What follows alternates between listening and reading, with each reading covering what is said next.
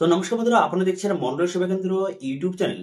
তো বন্ধুরা, আজকের ভিডিওতে আপনাদের দেখাবো, যদি আপনি পশ্চিমবঙ্গের বাসিন্দা হয়ে থাকেন সেক্ষেত্রে বর্তমানে কিভাবে বা কোন প্রসেসের মাধ্যমে আপনি নতুন জব কার্ডের জন্য আবেদন করতে পারবেন, তার স্টেপ বাই স্টেপ প্রসেস কিন্তু এই ভিডিওতে আপনাদের দেখিয়ে দেবো। ঠিক আছে?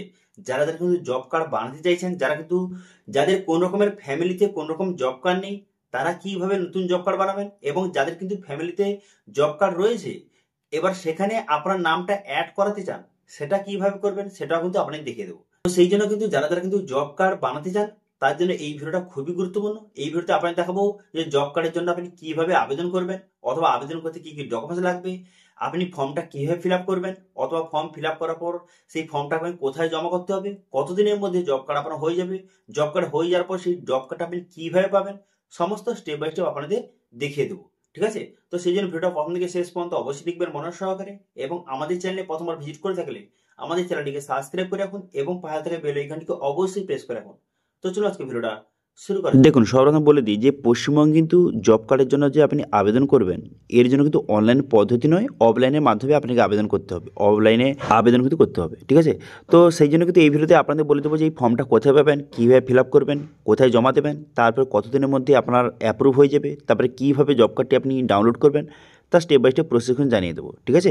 তো ফর্মটা কোথায় পাবেন সেটা বলার আগে, বা কী কী ডকুমেন্টস লাগবে সেটা বলার আগে, আপনার ফর্মটা কীভাবে ফিল আপ করবেন সেটা প্রথম আপনারা দেখে নিন। নতুন জব কার্ডের জন্য, এবং জব কার্ডে যদি কোনো মেম্বার অ্যাড করতে চান অথবা কোনো মেম্বারকে বাদ দিতে চান, তো সেক্ষেত্রে কীভাবে ফর্ম ফিল আপটা করবেন সেটা প্রথম আপনি দেখিয়ে দিই। তারপরে এর সঙ্গে কী কী ডকুমেন্টস অ্যাটাচ করতে হবে, বা ফর্মটা কোথায় পাবেন, অথবা ফর্মটা কোথায় জমা করতে হবে একটু পরে আপনি জানিয়ে দিচ্ছি। দেখুন, এরা কিন্তু নতুন জব কার্ডের জন্য এই যে ফর্মটা, ফর্ম 1, তো দেখুন লেখা রয়েছে West Bengal rural employment guarantee স্কিমের অধীনে নিবন্ধনকরণের আবেদনপত্র। অর্থাৎ যে এটা নতুন জব কার্ডের জন্য। ঠিক আছে? নতুন জব কার্ড যারা যারা আবেদন করতে চান, এই ফর্মটা ফর্ম 1, এটা কিন্তু আপনাকে ফিল আপ করতে হবে। প্রথম জেলার নাম, এখানে জেলার নামটা আপনি বসিয়ে দেবেন। ঠিক আছে? জেলার নামটা বসিয়ে দেওয়ার পর তারপর আপনি কী করবেন, এখানে দেখতে পাচ্ছেন যে পরিবারে যে প্রধান রয়েছে, ঠিক আছে, যাকে আপনি হেড অফ ফ্যামিলি করতে চান, যাকে হেড করতে চান তার নামটা বসিয়ে দেবেন। বসিয়ে দেওয়ার পর ক্রমিক সংখ্যা 1 লিখে দেবেন। তারপরে প্রথম নামের জায়গায় যে হেড অফ ফ্যামিলি রয়েছে তার নামটা বসিয়ে দেবেন। বসিয়ে দেওয়ার পর তার বাবার নাম বসিয়ে দেবেন। তারপরে বয়স, এখানে বয়সটা বসিয়ে দিতে হবে। তারপরে এখানে লিঙ্গ, অর্থাৎ যে জেন্ডারটা এখান থেকে আপনি বসিয়ে নেবেন, মেল বা ফিমেল। তারপরে এখানে দেখতে পাচ্ছেন এখানে যদি কোই হ্যান্ডিক্যাপ হয়ে থাকেন, ঠিক আছে, শারীরিক অক্ষমতা, যদি হ্যাঁ বা না এখান থেকে বসিয়ে নেবেন। বসিয়ে নেওয়ার পর রেশন কার্ডের নাম্বারটা আপনাকে বসিয়ে নিতে হবে। ঠিক আছে? প্রথমে কিন্তু সবার প্রথমে যে হেড অফ ফ্যামিলি যাকে রাখবেন তার ডিটেলস বসিয়ে দেবেন। বসিয়ে দেওয়ার পর তারপরে পরিবারের অন্যান্য সদস্যর নাম এখানে একে একে আপনি বসিয়ে, যতজন মেম্বার রয়েছে যারা কিন্তু 18+ বয়স তাদের নাম এখানে বসিয়ে নেবেন। ঠিক আছে? এবার বসিয়ে নেওয়ার পর তারপর আপনি কী করবেন, গ্রামের নাম বসিয়ে নেবেন। বসিয়ে নেওয়ার পর পোস্ট অফিসের নামটা বসিয়ে নেবেন। বসিয়ে নেওয়ার পর মৌজা নামটা বসিয়ে নেবেন। বসিয়ে নেওয়ার পর থানার নামটা বসিয়ে নেবেন। এগুলো কিন্তু আপনি বাংলায় বসাতে পারেন অথবা ইংলিশেও বসাতে পারেন। ঠিক আছে?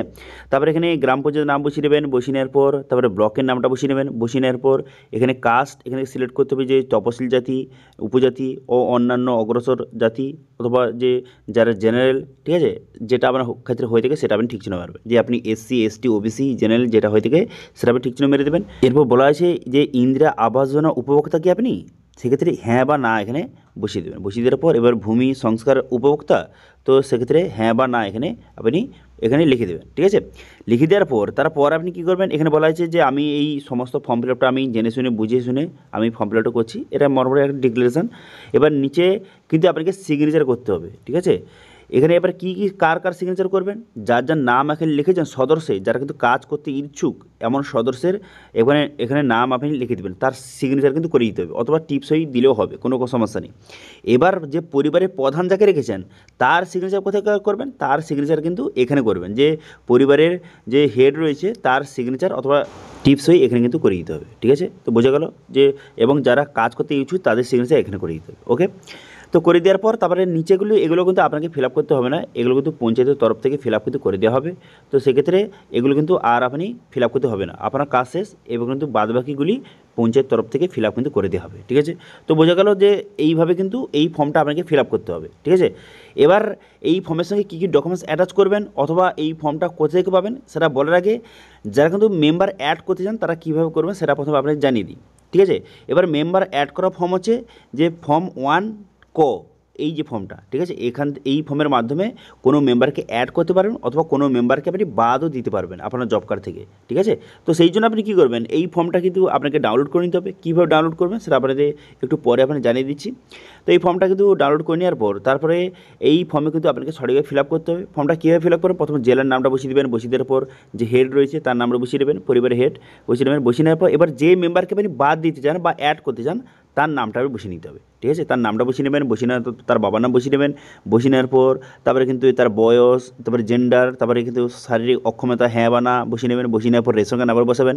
তারপরে এখানে বলা হয়েছে যে সংযোজন বা বিয়োজনের কারণ, অর্থাৎ আপনি যে যোগ করতে চাইছেন এই মেম্বারকে কী কারণে, অথবা যদি বাদ দিতে চাইছেন সেক্ষেত্রে কী কারণটা কী সেটা আপনি লিখে দেবেন। যদি যোগ করতে চাইছেন আপনার ছেলে হয়, আপনার ছেলে 18 বছর হয়ে গেছে, তারপরে কিন্তু আপনি যোগ করতে চাইছেন, সেক্ষেত্রে আপনার ছেলে, তো সেই জন্য যোগ করতে চাইছেন সের কারণটা লিখে দেবেন, অথবা কাকে বাদ দিতে চাইছেন তার কারণটা এখানে লিখে দেবেন, ঠিক আছে। তো এইভাবে যতজন মেম্বারকে আপনি অ্যাড করতে চান তার নাম এবং তার সমস্ত ডিটেলস বসিয়ে নেবেন এবং তার কারণটা লিখে দিতে হবে, যে আপনি যোগ দিতে চাইছেন বা যোগ করতে চাইছেন বা বাদ দিতে চাইছেন তার কারণটা লিখে দেবেন। লিখে দেওয়ার পর তারপরে সেম একইভাবে গ্রামের নাম, পোস্ট অফিস, তারপরে মৌজা, তারপরে থানা, তারপরে গ্রাম পঞ্চায়েতের নাম, তারপরে কিন্তু এখানে ব্লকের নাম বসিয়ে দেবেন। বসিয়ে নেওয়ার পর কাস্ট এখান থেকে সিলেক্ট করে দেবে, যে SC ST OBC এখান থেকে সিলেক্ট করে নেবেন। করে নেওয়ার পর যে ইন্দিরা আবাস যোজনা উপভোক্তা হয়ে থাকেন হ্যাঁ বা না করবেন এইসব বসিয়ে নেবেন, ঠিক আছে। বসিয়ে নেওয়ার পর যে পরিবারের প্রধান হচ্ছে তার সেখানে সিগনেচার করে দেবেন এবং আর অন্যান্য সদস্য তার কিন্তু এখানে সিগনেচার কিন্তু করে দিতে হবে, ঠিক আছে। যেই মেম্বার কিন্তু আপনি অ্যাড করলেন, ঠিক আছে, তার সিগনেচার করে দেবেন। করে দেওয়ার পর তারপরে এগুলো নিচের কিন্তু এগুলো আপনাকে ফিল আপ করতে হবে না, এগুলো কিন্তু যে গ্রাম পঞ্চায়েত তরফ থেকে ফিল আপ কিন্তু করে দেওয়া হবে, ঠিক আছে। তো এইভাবে এই ফর্মটা আছে মেম্বার অ্যাড বা বাদ দেওয়ার জন্য। এবার এই ফর্মটা কোথায় পাবেন অথবা এই ফর্মের সঙ্গে কী ডকুমেন্টস লাগবে, ঠিক আছে, সেটা জানার জন্য দেখতে পাচ্ছেন এই অফিসিয়াল ওয়েবসাইটে চলে আসবেন। এটা কিন্তু আমাদের অফিসিয়াল ওয়েবসাইট topguide.in, এখানে চলে আসবেন। এখানে কিন্তু জব কার্ডের সম্বন্ধে বিস্তারিত বলে দিয়েছে যে জব কার্ড কী কাজে লাগে।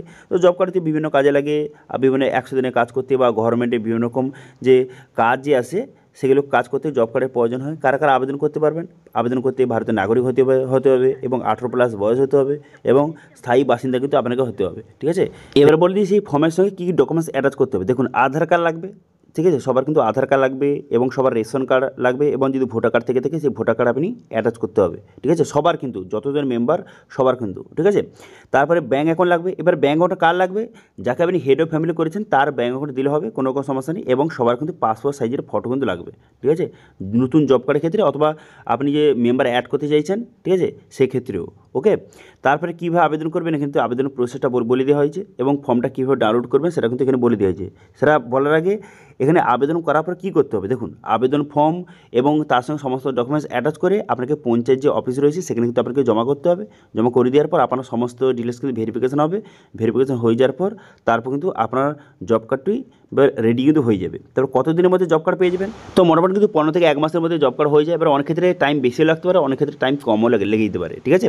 তারপর আপনি জব কার্ড আপনি সেই পঞ্চায়েত অফিস থেকে কালেক্ট করতে পারেন অথবা অনলাইন থেকে জব কার্ড ডাউনলোড করতে পারবেন, ঠিক আছে। এবং বর্তমানে অনলাইন থেকে ডাউনলোড করার জন্য এখানে একটা লিঙ্ক দিয়ে দেখতে পাচ্ছেন যে কীভাবে জব কার্ড ডাউনলোড করবেন। এই অপশানে ক্লিক করে দেওয়ার সঙ্গে সঙ্গে এখানে কিন্তু বিস্তারিত বলে দেওয়া যে কীভাবে অনলাইনে জব কার্ড ডাউনলোড করবেন তার স্টেপ বাই স্টেপ প্রসেস বলে দেওয়া আছে। এবং সঙ্গে এটা নিয়ে কিন্তু আমি আগের ভিডিও দেখিয়ে দিয়েছি যে কীভাবে জব কার্ড আপনি ডাউনলোড করবেন অনলাইনে, সেটা কিন্তু দেখিয়ে দিয়েছি আগের ভিডিওতে, ঠিক আছে। তো এবার বললে কি যে ফর্মটা আপনি কোথায় পাবেন বা ফর্মটা আপনি কীভাবে ডাউনলোড করবেন যে নতুন জব কার্ড এবং মেম্বার অ্যাড করার জন্য। তো দেখতে পাচ্ছেন এখানে কিন্তু একটা গভর্নমেন্টের পোর্টালের কিন্তু লিঙ্ক দেওয়া রয়েছে, ঠিক আছে, গভর্নমেন্টের ওয়েবসাইটে কিন্তু লিঙ্ক দেওয়া রয়েছে। এই অপশানে কিন্তু আপনি ক্লিক করে দেবেন, ঠিক আছে। এখানে ক্লিক করে দেবেন, ক্লিক করে দেওয়ার সঙ্গে সঙ্গে যে গভর্নমেন্টের যে ওয়েবসাইটটা আপনার সামনে এইভাবে ওপেন হয়ে গেল। ওপেন হয়ে যাওয়ার পর তারপরে কী করবেন, নিচের দিকে আসবেন। নিচের দিকে আসার পর এখানে লেখা রয়েছে যে দেখতে পাচ্ছেন নতুন জব কার্ডের জন্য এবং মেম্বার অ্যাড করার জন্য এবং বিভিন্ন এখানে ফর্ম কিন্তু দেওয়া রয়েছে। এবার যেহেতু নতুন জব কার্ডের জন্য আপনি ফর্ম ডাউনলোড করবেন, এই ফর্ম অন অপশানে ক্লিক করে এই ফর্মটা ডাউনলোড করে নেবেন।